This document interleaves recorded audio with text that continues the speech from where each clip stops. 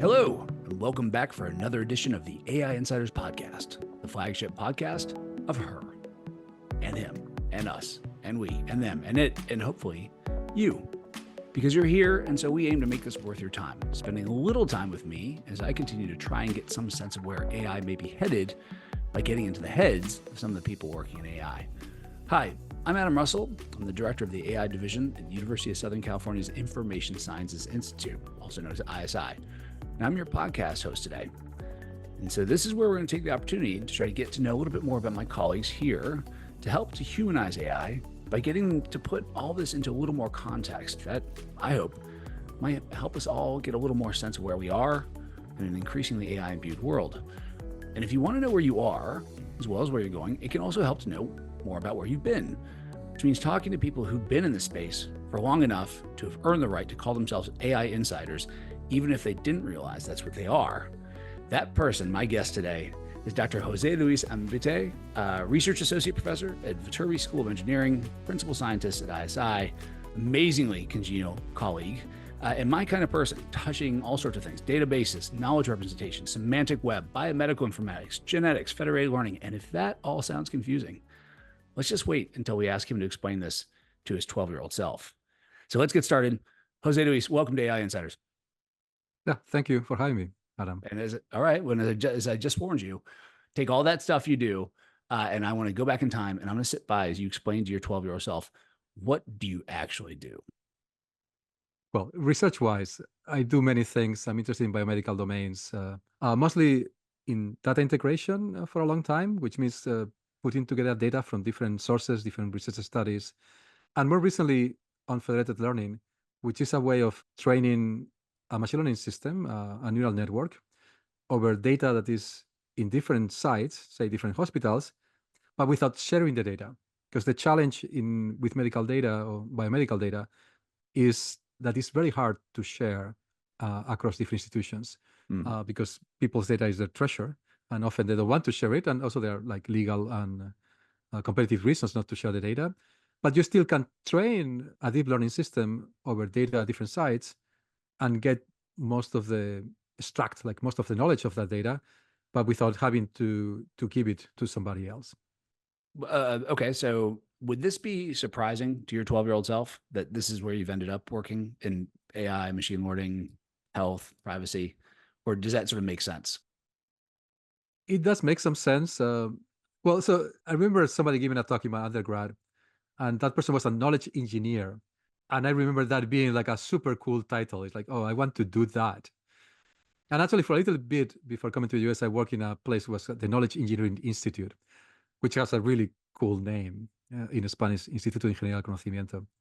And it was only like a little bit, less than a year, because I got a Fulbright scholarship and then I got to study in the US. But that was a great title, and that kind of grabbed my attention.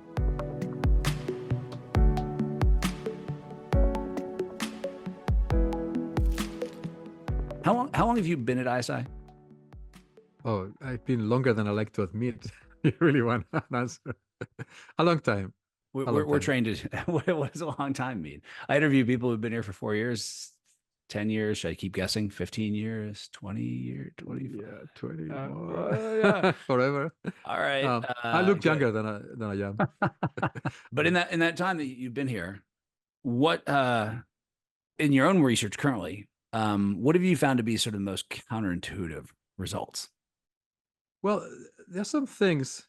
So, for example, in federated learning, which is one of the areas I focused recently, something that is surprising is that you can have federated learning systems that really are not sharing any data, but they get a performance as good as a centralized system. It's a bit counterintuitive. It doesn't happen every time, and there are situations if the data in different sites is very heterogeneous, you generally do not get the same performance as the centralized system. Let me ask you, as this goes forward, and again, presumably very powerful, but to you, if this is a smashing success and adopted broadly, what is your vision? How's the world changed? What is the biggest problem you like to solve? So I know it would be the biggest problem here. Well, the biggest problem is that you will basically you will keep control of your data. Every individual or every organization will keep control of the data, but still contribute to train more and more powerful neural networks that will basically solve some interesting problem, either diagnose disease or some of that kind of actual application that would be useful. So I guess that's what I'm sort of asking. And it's an unfair question, but I mean, would it be like cures for mental health? Would it be cure cancer? Would it be anti-aging, something? Or just curious. Well, this is not quite my research yet, but I've talked quite a bit to people in gerontology. We've put some proposals together. So I'm really interested in aging. I'm so glad you said that, because it turns yeah. out I'm aging and I would like you to do something about that. Same here. The good news, so again, this is not quite my research as a scientist, but I've read a lot as a non-scientist, and I hope it will be my research as a scientist. And I've talked to people, and yeah, I think there are a lot of advances in understanding the biology of aging, and I think it's an engineering problem, and we'll solve it. And I'm still trying to figure out how to contribute to that, but there are many things that AI can do in this field. I was part of a project that's called Big Mechanism, a DARPA project, where the idea was to read the medical literature to extract cancer pathways. So I mean, that's going to be supercharged. I mean, that is probably already maybe 10 years ago, but that's being done, and it's going to be supercharged, and people are going to try to construct better models of biology. And then as these models get translated into computational implementations, people will be able to model biological pathways and interventions and behavior of the cells at a pretty fundamental level. And that may help to do interventions that may help in aging at a kind of very deep molecular level. Yeah. If AI didn't exist, what do you think you would be doing instead? I would be doing molecular biology. If I could do a PhD in molecular biology, I would do that now. I think the advice for the listeners, I guess, I think you have to do now AI and some other field. I personally, I would pick molecular biology, but you can pick any other field. But that's the combination that should work, is the computational substrate and advanced techniques of AI with the domain expertise in some specific domain. Yeah. Yeah. No, I think that's right. Like, that's just going to become something that you have to sort of layer on. Do you think AI is, obviously I don't want to specify how old you are, but I mean, you've seen some of the AI winter before, I guess, back in the 90s. Do you think we're headed to another winter at some point, or is that just not a thing at this point? I mean, I guess it's hard to predict the future. However, I don't think so. I think it's here to stay. I mean, it's kind of an old AI thing to say, that when somebody works, it's no longer AI. However, so far in the current hype cycle, everything is AI, and a lot of it works. A lot of things actually useful. So no, I don't see an AI winter coming. I may be blind, but I don't see it. I think it's like the same thing. Like, do you see computers going away? Like, no, barring nuclear disaster or something like that, and a Mad Max world. Yeah, I see them staying because they are useful to do useful things. But as I said, at the late 90s, like, you can see the computer everywhere except in the productivity rates. It just takes a long time, to your point. It takes longer than we think to see these things converted into, actual meaningful, progress and productivity. What do you think is, to your mind, a useful sort of movie or book around AI? It doesn't have to even be about AI. Something that you think that has helped shape your thinking about this stuff. Okay, I tend to read nonfiction, but my favorite fiction story, which probably will be many of the listeners or people who have been involved with AI, is this little short story by Asimov, which is called The Last Question. So if I was going to have some kind of cosmology or metaphysical view of AI, that would be it. I think he nailed it. Why?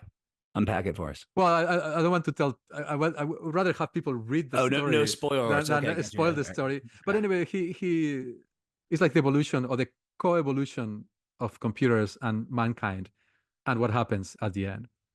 And as this co-evolution happens, humans ask to this computer that gets evolving and becoming more powerful if they can reverse entropy, because they realize that the ultimate thing is, well, can they reverse entropy so that the universe doesn't kind of die? And I won't tell you the punchline of the story, but you should read it. I think it's a great sold, man. Yeah. At the very least, I'll ask ChatGPT to summarize it for me. I'm kidding. No, it's short enough. It's short enough to read it. Yeah, please read it. I will. Although I'm impressed that you have time to read this sort of stuff. How do you keep up with like the explosion in research and literature? Like what is it? What is an old hand? What I tips can you offer us? I can't. I don't know Yeah. if I. um, I mean, it's impossible to keep up with the literature.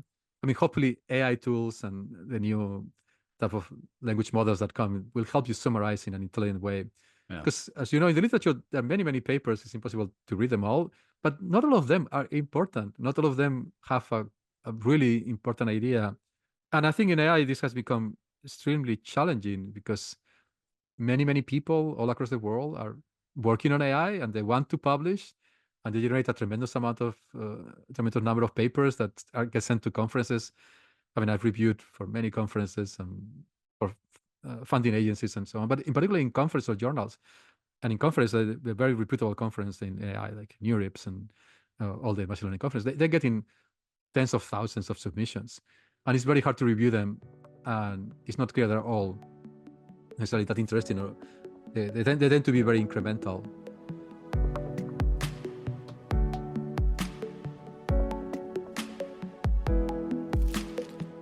Would you rather have AI generate all pop music or create all new fashion trends? I think I would go for the fashion. The music, I cannot explain why. Hmm. It seems that fashion seems a bit more open and allows for more variety. The music, I think you should have some more quality that probably should only be imbued by a human. But I mean, I remember, I mean, the other book that you asked me before, like 1984, that's obviously a great book.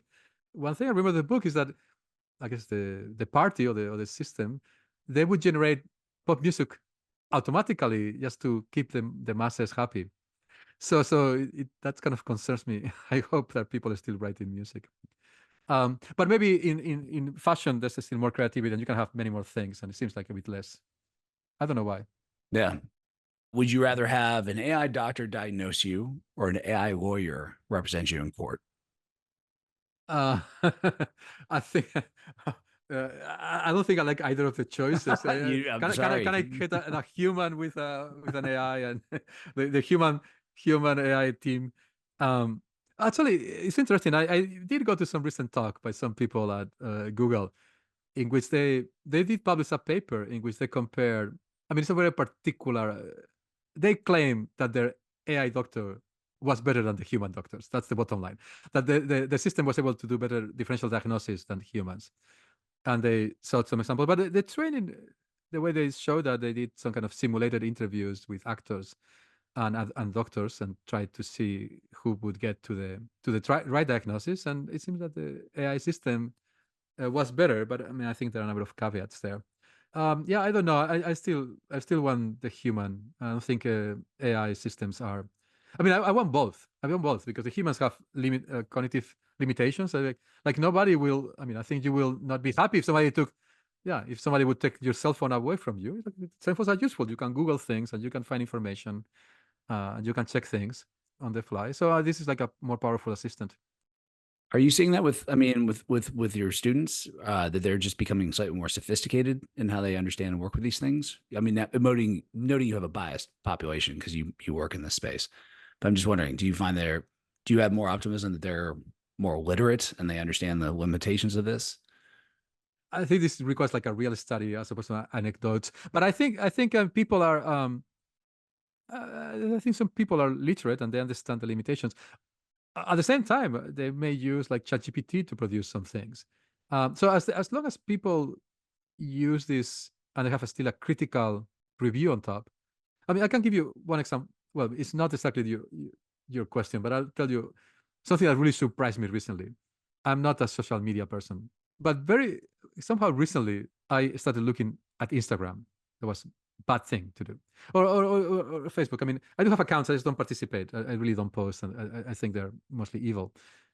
And some of the most annoying things that happen in that space that surprised me a lot is all the amount of fake places, for example. Like I like to travel, and people post this landscape or these interesting locations, but they're all not real.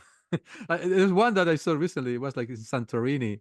It has these beautiful white kind of houses in this cliff, And somebody had, I guess, used AI to create these toboggans with water that you could slide though. It's like a slide, like a water park.